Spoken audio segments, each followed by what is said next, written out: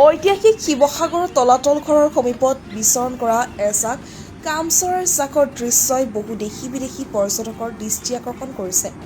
কামচৰাই হৈছে এক উজ্জ্বল ৰঙৰ ৰঙা ঠোঁটযুক্ত আৰ্দ্ৰভূমিৰ চৰাই, যাক অসমীয়া লোককথা আৰু গীত মাতত বহুলভাৱে উল্লেখ কৰা হৈছে। বিশেষকৈ কামচৰাইৰ ৰঙা ঠোঁট আদি শব্দবন্ধৰ বাবে জনপ্ৰিয়।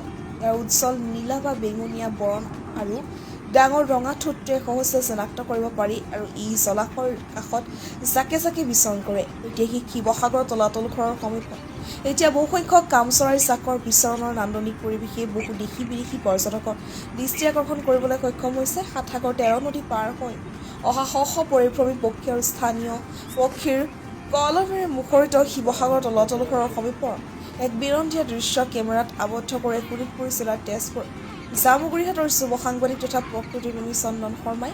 প্ৰকৃতিপ্ৰেমী চন্দনে সমূহ অসমবাসী ৰাইজক কামচৰাইৰ দৰে যে ক'ত কিমান ৰং বিৰঙী পক্ষীৰ আপোন বিফৰ বিচৰণ এতিয়া শিৱসাগৰৰ তলাতল ঘৰৰ সমীপৰ দৃশ্য উপভোগ কৰিবৰ বাবে আমন্ত্ৰণ জনাইছে। News desk report, the north east times. বৰ্তমান সুদূৰ তেজপুৰৰ পৰা মই আজি আহি উপস্থিত হ'লোঁ ঐতিহাসিক শিৱসাগৰৰ তলাতল ঘৰৰ প্ৰাংগণত।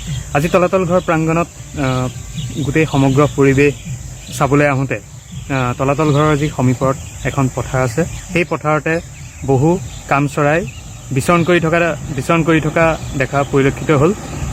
মই এই সুযোগতে সমগ্ৰ অসমবাসীক এইটোৱে ক'ব বিচাৰোঁ যে আপোনালোকো যদি তলাতল ঘৰলৈ আহে, এই সুন্দৰ কামচৰাইৰ যি বিৰল প্ৰজাতিৰ যি কামচৰাইৰ সমগ্ৰ পৰিৱেশ আপোনালোকেও দেখিবলৈ পাব।